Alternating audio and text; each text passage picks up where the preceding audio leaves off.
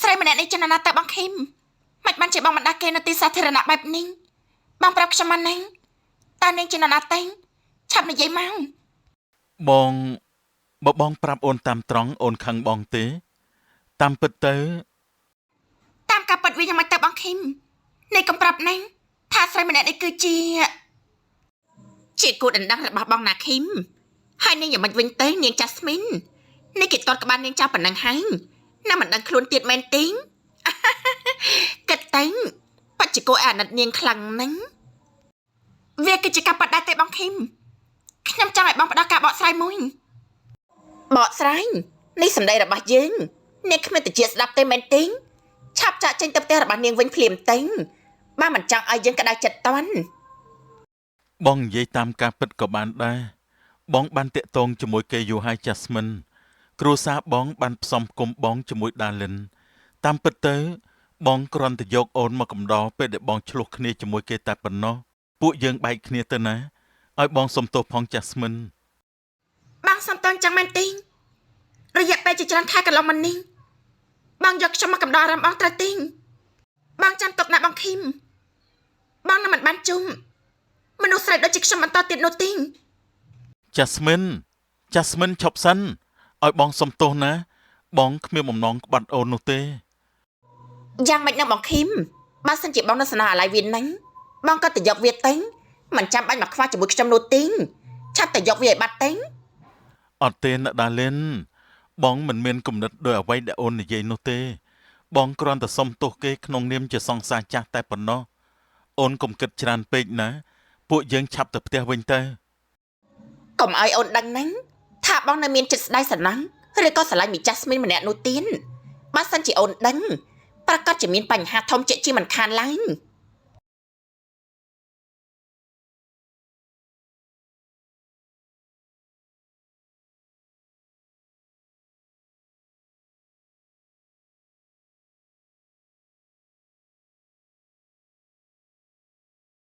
វ៉ាវបងយុនេះបងលេងសម្ពោធឡានថ្មីតែម្ដងឯងបងទិញឡានថ្មីអត់មានប្រាប់ប្អូនអីមុនមិនទិញនេះកំប្រាប់ថាបងទិញយកមកសប្រៃប្អូនឲ្យសោះណាបងយុហើយឯងនិយាយអីច្រើនមែនអាឆៃអាប្អូនក្បាលខូចបើឯងនិយាយឲ្យសួរច្រើនបែបនេះតើបងគួរឆ្លើយសំណួរណាមុនទៅពធបងយុបងចង់ឆ្លើយមួយណាមុនក៏បានដែរខ្ញុំចាំស្ដាប់តែទាំងអស់ហ្នឹងមិនប្រកាន់ថាមួយណាមុនមួយណាក្រោយនោះទេអឺថ្ងៃនេះគឺជាថ្ងៃខួប anniversary 3 ឆ្នាំរបស់បងជាមួយយូអ៊ីងនោះអីហើយឯងអីក៏ឆាប់ភ្លេចម្ល៉េះហ៎អូមែនហើយបងខ្ញុំភ្លេចឲ្យឈឹងខ្ញុំស្មានតែបងចិត្តល្អទិញឡានថ្មីឲ្យខ្ញុំតាតាមពិតទិញជាកាដូឲ្យបងយូអ៊ីងសោះគិតទៅគួរអាណិតខ្លួនឯងដល់ហើយបាទណាឆៃកុំដ្រាម៉ាពេកមើលនិយាយអញ្ចឹងអូនយូអ៊ីងមកដល់ហើយនៅបងយូអ៊ីងគាត់មកចាំបងនៅក្នុងបន្ទប់ចូលកន្លះម៉ោងហើយបងឆាប់ទៅជួបគាត់ភ្លាមទៅប្រយ័ត្នអន្សាយការទៅជាខ្លាណាបងយុអឺបងទៅហើយយូរហើយមិនព្រមប្រាប់ទេឯងនេះនិយាយថាឯងមិនចូលទៅទេហីបើមិនចូលទៅទេនៅយាមឡាននៅនឹងហើយប្រយ័ត្នអាណាគេបែកថ្នាំវាមកកាច់កញ្ចក់យកទៅលក់ឡាយឡុងបាត់ទៅមនុស្សដូចអវិឆ័យខ្ញុំនេះណាបងមិនចេះបំផ្លាញសេចក្តីសុខគេនោះទេបងទៅតែម្នាក់ឯងចុះខ្ញុំនៅក្រៅក៏បានដែរឲ្យលឿនទៅបងយូអ៊ីងក៏ពោះចាំនៅក្នុងមិនបាច់ដេញទេអាឆៃបងទៅហើយ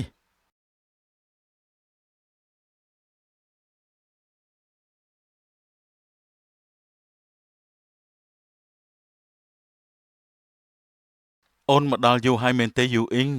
បងសុំទោសណាដែលបងមកតាមការណាត់រៀងយូរបន្តិចហើយមិនអីទេណាបងអូនដឹងថាបងរវល់នឹងការងារខ្លាំងទៅបានជាយូរបែបនេះអូនប្រកាន់ថាបងនោះទីងថ្ងៃនេះជាថ្ងៃខួបគម្រប់3ឆ្នាំដែលពួកយើងបានស្រឡាញ់គ្នានៅសល់តែមួយខែទៀតទេខែក្រោយពួកយើងដល់ថ្ងៃចូលរោងការហើយបងរងចាំថ្ងៃនេះជាយូរមកហើយណាយូអ៊ីងចាអូនក៏ដូចគ្នាដែរណានេះគឺជាថ្ងៃដែលអូនតែងតែទន្ទឹងរង់ចាំរហូតមកអូនពិតជាស្រឡាញ់បងណាស់ផាយុងបើអញ្ចឹងតើអូនគិតត្រឡប់ទៅផ្ទះវិញពេលណាដែរបងបានទិញឡានថ្មីជូនអូនជាកាដូពិសេសសម្រាប់មនុស្សស្រីតែម្នាក់ដែលបងស្រឡាញ់គឺជាមនុស្សតែម្នាក់ដែលបងសម្រេចចិត្តបង្កើតគ្រួសារជាមួយអូនអរគុណបងខ្លាំងណាស់ណាយុងជាតិនេះអូនពិតជាសំណាងណាស់អូនគិតថាមានអ្វី มันស្មើនឹងមានបងឡើយ ដូចជាយប់ដែរហើយអូនត្រូវការឲ្យបងជូនទៅផ្ទះទេ มันអីទេណាំងអូនអាចទៅខ្លួនឯងបានមិនរំខានបងនោះទេជួបគ្នាថ្ងៃស្អែកហ្នឹងបងសម្លាញ់អូនស្រឡាញ់បង ដូចគ្នាណាបងក៏ស្រឡាញ់អូនដូចគ្នាដែរ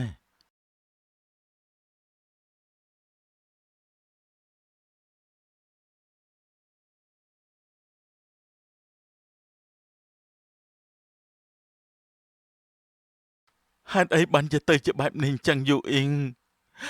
អូនធ្លាប់សន្យាជាមួយបងថាម៉េចខ្លះហេតុអីបានជាអូនក្បត់ពាក្យសន្យារបស់ពួកយើងបែបនេះមិនបានជាអូនឆាប់ចាក់ចោលបងយ៉ាងនេះអញ្ចឹងអូនដឹងទេពេលដែលគ្មានអូនបងរស់នៅយ៉ាងម៉េចនឹងកើតនោះអូនឆាប់ត្រឡប់មករកបងវិញមកយូអ៊ីងយើងចិត្តដល់ថ្ងៃរៀបការជាមួយគ្នាហើយហេតុអីបានជាអូនដាច់ចិត្តយ៉ាងនេះអូនឆាប់បើកភ្នែកឡើងមកបានហើយណាបងយូបងឆាប់កាត់ចិត្តទៅបងយូអ៊ីងក៏ទៅបានសុខហើយបើសិនជាបងនៅតែបែបនេះទៀតនោះព្រលឹងរបស់គាត់ប្រកាសជាមិននៅស្ងប់នោះទេត្រូវឲ្យបងប្រុសបងឈប់ពិបាកចិត្តទៅចាត់ទុកថាវាគឺជាព្រំលិខិតដែលកំណត់ឲ្យពួកបងទាំងពីរបានជួបគ្នាទៅត្រឹមពេលនេះបងត្រូវគិតឲ្យវែងឆ្ងាយណាសម្លឹងរកផ្លូវដើម្បីបន្តទៅមុខទៀតទៅពួកឯងទាំងពីរនាក់ឆាប់ចេញទៅសិនទៅពេលនេះបងចង់នៅតែពីរនាក់យូអ៊ីងបាទបងបើអញ្ចឹងពួកខ្ញុំទាំងពីរនាក់ទៅចាំបងនៅឯចំណតឡានសិនហើយណាតោះបងឆៃពួកយើងឆាប់ទៅខ្ញុំប្រាប់បងម្ដងទៀតណាមកយុ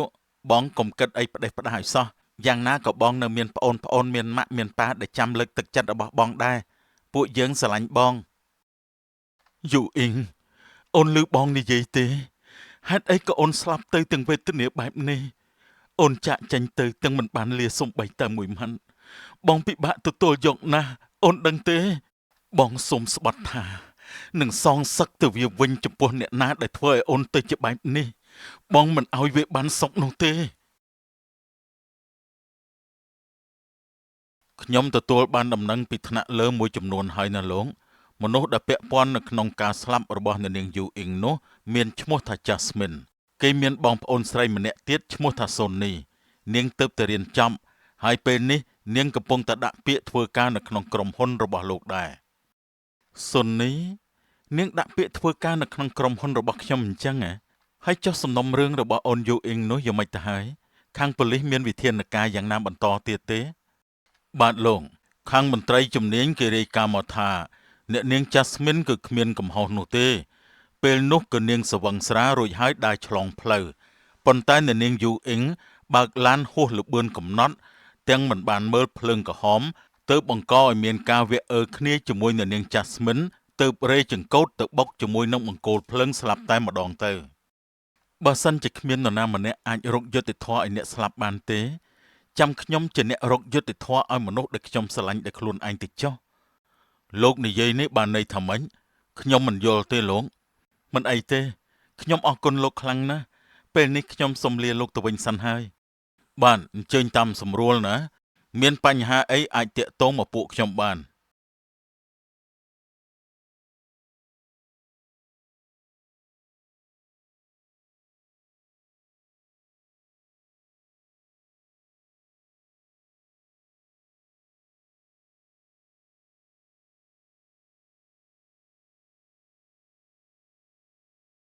សួស្តីអ្នកនាងមានឈ្មោះតាសូនីដែលបានដាក់ពាក្យស្នើសុំធ្វើការនៅក្នុងក្រុមហ៊ុនរបស់ខ្ញុំមែនទេចាលោកប្រធានគឺខ្ញុំនេះហើយដែលមានឈ្មោះថាសូនីនោះតាមពិតទៅខ្ញុំបានដាក់ CV យូរដែរហើយតែទើបតែឃើញខាងរដ្ឋបាលខលមកហៅឲ្យមកសម្ភាសជាមួយលោកប្រធាននៅថ្ងៃនេះទេ មិនអីទេណាដោយសារតែខ្ញុំរវល់ការងារមួយចំនួននិយាយអញ្ចឹងអ្នកនាងមានគ្រួសារហើយនៅហើយមានបងប្អូនប្រមាណអ្នកដែរតើពួកគេឈ្មោះអ្វីខ្លះអាចប្រាប់ខ្ញុំបានដែរទេនាងខ្ញុំនៅទំនេរទេរាល់ថ្ងៃនេះ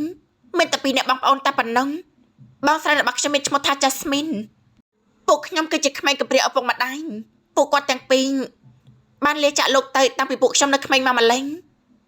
ស្ដាប់ទៅពិតជាគួរអាណិតណាស់ហើយបងរបស់អ្នកនាងធ្វើការអីដែរចាបង Jasmine គាត់រៀនមិនបានខ្ពង់ខ្ពស់នោះទេហេតុនេះហើយ គាត់ធ្វើការងារជាអ្នកទទួលភ្ញៀវនៅហាងកាហ្វេឯកជនមួយកន្លែងនៅភ្នំពេញយើងនេះធ្វើតែបាត់តែខ្ញុំជាក្មេងកំព្រាក៏ពិតមែនតែបង Jasmine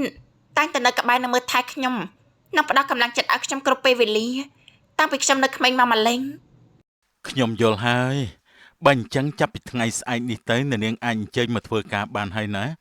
ហើយខ្ញុំសូមតែងតាំងអ្នកនាងជាលេខាផ្ទាល់ខ្លួនរបស់ប្អូនប្រុសខ្ញុំ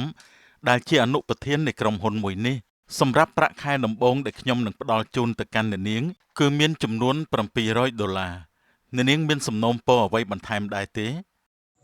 ប៉ាត់មែននៃលោកប្រធានខ្ញុំពិតជាសប្បាយចិត្តណាស់នៅពេលលើបែបនេះព្រោះវាជាការងារដំបូងរបស់ខ្ញុំហើយខ្ញុំនឹងព្យាយាមធ្វើឲ្យល្អបំផុតខ្ញុំពិតជាអរគុណលោកណាស់លោកប្រធានដែលលោកប្រាំទទួលយកខ្ញុំបានមិនអីទេណាអ្នកនាងត្រៀមខ្លួនទទួលយកប័ណ្ណពិសោធន៍ការងារថ្មីផងពេលនេះអ្នកនាងអាចអញ្ជើញទៅរៀបចំខ្លួនសម្រាប់ការងារថ្មីបានហើយអរគុណបាទ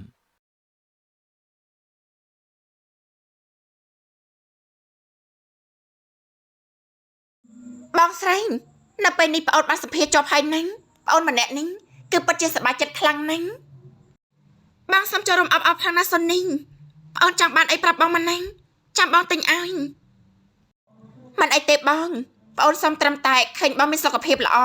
និងឆាប់រកបានសង្សារថ្មីគឺគ្រប់គ្រាន់ហើយនិយាយអញ្ចឹង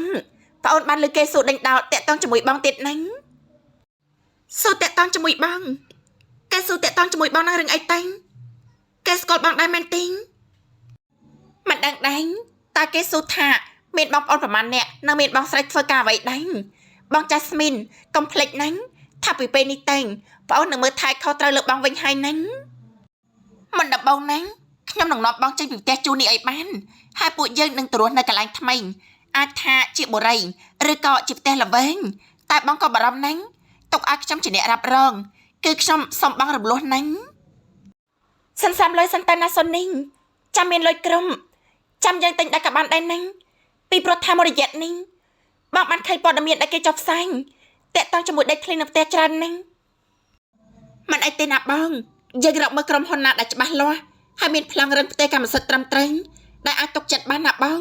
ទើបយើងសម្រេចចិត្តទិញហ្នឹងស្រាប់តែអញគិតចោះណាតែត្រូវចាំថាធ្វើអ្វីក៏ដោយគឺត្រូវតែគិតទុកជាមុនជានិច្ចណាស៊ូនីដឹងហើយណាបងដោយសារតែស៊ូនីម្នាក់នេះมันចង់ឲ្យបងទៅធ្វើការឲ្យគេបន្តទៀតបើបានដល់រំលោះផ្ទះខ្លួនឯងវាងាយស្រួលឲ្យបងប្រកបអាជីវកម្មលក់ដូរនៅខាងមុខផ្ទះនិងងាយស្រួលដាំបាយធ្វើម្ហូបឲ្យប្អូនញ៉ាំផងណាម្យ៉ាងវិញទៀតបើចាំតលុយក្រុមមិនដឹងថាពេលណានោះទេណាបងអើយប្អូនស្រីតែម្នាក់ក៏របស់បងចាកិតគូបានវិញឆ្ងាយណាស់នៅពេលនេះបងស្មានតែនៅធ្វើចរិតកូនក្មេងដូចពីមុនតាំងខ្ញុំធំហើយបងពេលនេះខ្ញុំអាចមើលថែខ្លួនឯងនិងអាចមើលថែបងបានទៀតផងណាបងចាំតែមើលចាស់ខ្ញុំនឹងមិនធ្វើឲ្យបងអស់សង្ឃឹមនោះទេ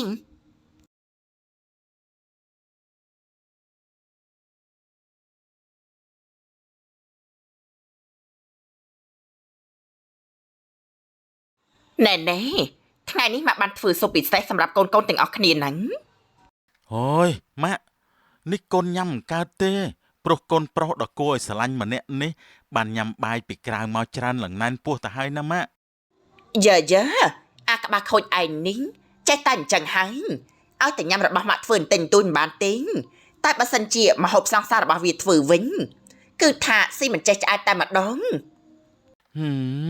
ម៉ាក់នេះម៉ាក់និយាយចំតែម្ដងហើយនេះកូនប្រុសរបស់ម៉ាក់មិនមែនជាមនុស្សអាក្រក់ដូចដែលម៉ាក់គិតនោះទេហើយចុះយុវិញម៉ាក់ចាំបានថាកាលពីក្មេងកូនចូលចិត្តញ៉ាំស៊ុបខ្លាំងណាស់ឆាប់ទៅដួសស៊ុបនៅផ្ទះបាយញ៉ាំចោះណាគូនអត់ទេម៉ាក់កូនមិនញ៉ាំទេកូនខ្លាចធាត់ខ្លាំងណាស់ព្រោះមួយរយៈនេះកូនកំពុងតែសម្រក់គីឡូផងមិនបានទេយូរមកលេងផ្ទះបានម្ដងឆាប់ទៅញ៉ាំឲ្យបានច្រើនទៅណាដើម្បីឲ្យម៉ាក់សប្បាយចិត្តលឺទិញបើមិនញ៉ាំទិញប្រយ័ត្នតែម៉ាក់ខឹងទៅណាអត់ទេកូនពិតជាមិនឃ្លានមែនណាកូនសុំទោសផងម៉ាក់ថ្ងៃនេះកូនដាក់ជ្រុលបន្តិចហើយណែមិនបានទេណាឆាប់ញ៉ាំឲ្យបានយ៉ាងហោចណាក៏មួយចានដែរចាប់តាំងពីកូនយូអ៊ីងបាត់បង់ជីវិតទៅម៉ាក់ក៏ឃើញកូនយូឯងនេះមិនដែលតាក់ទងជាមួយស្រីណាឡើយអញ្ចឹងហើយ ញ៉ាំស៊ុបដែលម៉ាក់ធ្វើដើម្បីបន្ថែមជាតិផ្អែមដល់ជីវិតណាកូន ណែនេះអាសៀលហើយណាម៉ាក់វាញ៉ាំរបស់ផ្អែមច្រើនមិនល្អចំពោះសុខភាពទេទុកឲ្យខ្ញុំជាអ្នកញ៉ាំវិញកុំអារម្មណ៍អីខ្ញុំនឹងញ៉ាំឲ្យអស់តែម្ដង អត់ទេណាញ់ខ្ញុំមិនឲ្យប៉ាវាឯងញ៉ាំនោះទេពីព្រោះថាប៉ាវាឯងចាស់ហើយញ៉ាំច្រើនពេកក៏មិនល្អចំពោះសុខភាពនោះដែរថាមិនត្រូវអាចលើសជាតិខ្លាញ់ក៏ថាបាន កំពុងតែធ្វើស្អីហ្នឹងមើលទៅដូចជាសប្បាយរីករាយដល់ហើយគ្រួសារយើងថ្ងៃនេះដូចជាខុសពីធម្មតាអូហូនេះបងយុមកលេងផ្ទះទៀតណអញ្ចឹងតាបានជាខ្ញុំមានអារម្មណ៍ថាខុសប្លែកអូកូនការ៉ាន់ទេហ៎ហើយថ្ងៃនេះអ្នកជំងឺច្រើនទេកូនមើលទៅកូនពៅរបស់ប៉ាដូចជាហត់នឿយសម្បើមណាមែនហើយប៉ាថ្ងៃនេះកូនហត់ខ្លាំងណាស់ហើយកូនឃ្លានទៀតផងមិនបានញ៉ាំអាហារមកពីក្រៅនោះទេរវល់ពេកទើបខកខានមិនបានញ៉ាំអីសោះ បើឃ្លានគឺត្រូវប៉ក់តែម្ដងហើយណាកូនហើយថ្ងៃនេះម៉ាក់ធ្វើស៊ុបជាពិសេសហើយមានតែម៉ាក់ទេណាំងដែលពូកែធ្វើស៊ុបជាងគេងកូនឆាប់ទៅផ្ទះបាយរួចដួសស៊ុបដែលធ្វើពីស្នាដៃរបស់ម៉ាក់ញ៉ាំចោះណាញ់ ពិតមែនទេម៉ាក់កូនពៅម្នាក់នេះពិតជានឹកស្នាដៃរបស់ម៉ាក់ខ្លាំងណាស់ពេលដែលមកពីធ្វើការហត់និងអស់កម្លាំងម្ដងឲ្យតែបានញ៉ាំអ្វីដែលជាស្នាដៃរបស់ម៉ាក់គឺកូនមានអារម្មណ៍ថាស្រស់ស្រាយពេញខ្លួនតែម្ដងមិនអាចយកអ្វីមកប្រៀបផ្ទឹមបាននោះទេ អូយយពេញចិត្តម៉ាក់តែម្ដងហើយនេះកូនប្រុសសម្លាញ់របស់ម៉ាក់ បើអញ្ចឹងកូនសុំទៅញ៉ាំស៊ុបសិនបានទេម៉ាក់ព្រោះកូនពិតជាឃ្លានខ្លាំងណាស់ ហើយយ៉ាមើលទៅឃ្លានខ្លាំងតែម្ដងហើយនេះបានតើកូនចាំមកផ្លេតណាញ់ចាំម៉ាក់ទៅរៀបចំឲ្យញ៉ាំណាញ់កូនសម្រាប់សិនចោះណាញ់សំណប់ចិត្តរបស់ម៉ាក់ចាំបន្តិចទៀតចាំម៉ាក់ហៅឲ្យទៅញ៉ាំ អូហូឯនេះរំអួយដាក់ម៉ាក់បានសម្បើមណាស់ណោះអាពេតអាកូនទៅតែបាត់ធំក្លិនទឹកដោះមើលទៅឯងប្រកែយកចិត្តម៉ាក់មែនទែនមើលបងសួរឯងតាមត្រង់មើលអាពេតឯងទៅលួចរៀនជំនាញយកចិត្តម៉ាក់ពីសាលាណាដែរហ៎ហូយបងឆៃខ្ញុំមិនបានទៅរៀនជំនាញយកចិត្តម៉ាក់ដូចដែលបងគិតនោះទេតែថ្ងៃនេះខ្ញុំធ្វើការហត់ខ្លាំងមែនតើបងគិតទៅអាការ៉ាន់វាឧស្សាហ៍មែនតើមិនដូចអាខ្លះនោះទេមួយថ្ងៃខ្ជិលលួយគិតតែពីរឿងញ៉ាយស្រីមិនគិតទៅមើលការខុសត្រូវនៃក្រុមហ៊ុននោះទេណែបងយុបងឯងកុំចាប់ផ្ដើមប្រធានបទអញ្ចឹងមើលខ្ញុំខ្ជិលស្ដាប់ប៉ាល្អូដាក់ខ្ញុំមួយថ្ងៃគាត់ជេរតែខ្ញុំទេបើគ្មានអីត្រូវជេរក៏ជេរដែរណែអាឆៃអាកូនក្បាលខូចនេះកូនឯងទៅចោលក្រុមហ៊ុនកិច្ចការងារយកពេលទៅដើរញ៉ាយស្រីមែនទេឆាប់ប្រាប់ប៉ាឲ្យត្រង់មកឃើញទេបងយុតាមពិតទៅអ្វីមិនដូចបងយុថាទេប៉ាខ្ញុំនៅចាំគាត់តើប៉ាបងយុនេះបងរកលេខាថ្មីឲ្យខ្ញុំបានហើយនៅបើសិនជាគ្មានលេខាទេខ្ញុំមិនអាចធ្វើការបានទេប៉ាក៏ដឹងដែរថាមនុស្សដែលគ្មានលេខាគឺមិនអាចធ្វើការងារអីបាននោះទេមិនអញ្ចឹងអីបងយុអញ្ចឹងអីអាកូនក្បាលខូចឯងកុំឲ្យប៉ាតាមតននេះសោះណាថាឯងទុកក្រុមហ៊ុនចោលហើយដើរទៅញ៉ាយស្រីនោះណែបងយុតោះឆាប់ចាញ់ទៅក្រៅទៅនិយាយរឿងលេខាថ្មីជាមួយខ្ញុំណាបងនិយាយគ្នាច្បាស់លាស់ឲ្យដាច់ស្រេចជាមួយខ្ញុំមើលបើមិនអញ្ចឹងទេប៉ាជេរខ្ញុំស្លាប់ឥឡូវហើយអត់ទេមិនបាច់ទៅក្រៅទេនិយាយនៅកន្លែងនេះក៏បានដែរបងខ្ជិលទៅក្រៅណាអត់ទេបងនេះជារឿងផ្ទាល់ខ្លួនតាត្រូវតែនិយាយពីរនាក់ទៅបានឲ្យលឿនឡើងបងយុឆាប់តាមខ្ញុំមកទៅបងទៅក៏បានដែរយ៉ាប់ណាស់អាលោកអនុប្រធានចាំបងផងវើយហើយឯងដើរលឿនម៉េះប្រយ័ត្នបងឲ្យទៅតែម្នាក់ឯងណាចាំបងផងអាប្អូនកំហូចគិតទៅកូនឆៃនឹងយុមិនធ្វើចរិតឲ្យសមជាមនុស្សធំអីបន្តិចសោះត្រឹមត្រូវណាស់លោកប៉ាបងឆៃនឹងបងយុតាំងតែពីក្មេងមកមិនដែលត្រូវគ្នានោះទេហើយប៉ាឲ្យកាន់ក្រុមហ៊ុនមួយទៅពីរនាក់ទៀតមិនដឹងថានៅក្នុងក្រុមហ៊ុនល្អមេយ៉ាងម៉េចទេណោះហើយចុះកូនពេនរបស់ប៉ាវិញនោះការងារយ៉ាងម៉េចដែរកាន់ clinic មួយតែម្នាក់ឯងផងប៉ាដូចជាបារម្ភខ្លាំងណាស់នេះហត់ប្រកាសជាហត់ឲ្យលោកប៉ាព្រោះការងារណាក៏ពិបាកដែរតែមិនថ្មីទេព្រោះកូនប្រុសម្នាក់នេះអាចតស៊ូបានគ្រប់យ៉ាង ដោយសារនេះជាក្តីសម័យតាំងតែពីក្មេងរបស់កូនមកម្ល៉េះ ប៉ាវីឆាប់ទៅហៅកូនអស់មកញ៉ាំស៊ុបឲ្យលឿនមកណាញ់ទន់នៅក្តៅខ្ញុំរៀបចំរៀបរយឲ្យណាញ់ ឲ្យលឿនឡើង បាទម៉ាក់វាកូនឆៃនិងកូនយុចេញទៅណាបាត់ហើយមិញនេះណាកូនការ៉ាណាបើសិនជាកូនឃ្លានឆាប់ញ៉ាំមុនទៅណាកុំចាំបងអីបាទប៉ាអញ្ចឹងកូនសុំទៅងូតទឹកនិងទៅញ៉ាំអាហារសិនហើយណា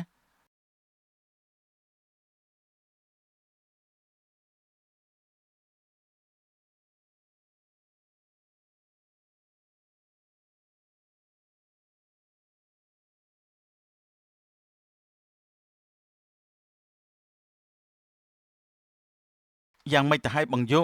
លេខាថ្មីដែលបងរើឲ្យខ្ញុំនេះមានចំណុចដែលតាក់ចិត្តខ្ញុំដែរទេបងជួយរៀបរាប់ឲ្យក្បោះក្បាយបន្តិចមកដើម្បីឲ្យខ្ញុំសម័យដល់ទស្សនវិជ្ជាជាក់ស្ដែងតែម្ដងបងប្រាប់ឯងក៏បានដែរណាអាឆៃ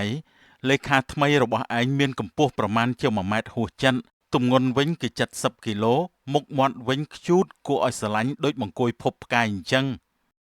ណែបងយុនេះបងឯងឈួតឬកាជាហ្នឹងបង្គោលភពផ្កាយឯណាមានស្អាតនោះបងឯងកំលេងសើចជាមួយខ្ញុំមើលហើយស្រីម្នាក់នោះមានអាយុប្រហែលប្រមាណដែរបងមិនបានចាប់អារម្មណ៍នោះទេតែបើតាមបងមើលទៅដូចជាជិត50ឆ្នាំហើយបងយុអើយបងយុបងឯងឈួតទេអីខ្ញុំប្រាប់បងរួចហើយមិនក៏បងធ្វើបែបនេះដាក់ខ្ញុំអញ្ចឹងខ្ញុំសួរបងតាមត្រង់មើលបងកំពុងតែរកលេខាឲ្យខ្ញុំឬមួយក៏បងរកម៉ែធေါ်ឲ្យខ្ញុំទៅបងឆាប់និយាយមកព្រោះខ្ញុំនេះចង់បានលេខាដែលមានសាច់សខ្ចីទលុកទលន់នឹងក្មេងណាបងណែអាឆៃនេះឯងចង់បានលេខាឬក៏ចង់បានប្រពន្ធទៅបើសិនជាស្អែកឯងមិនទៅធ្វើការទេឯងនឹងមានបញ្ហាជាមួយបងហើយ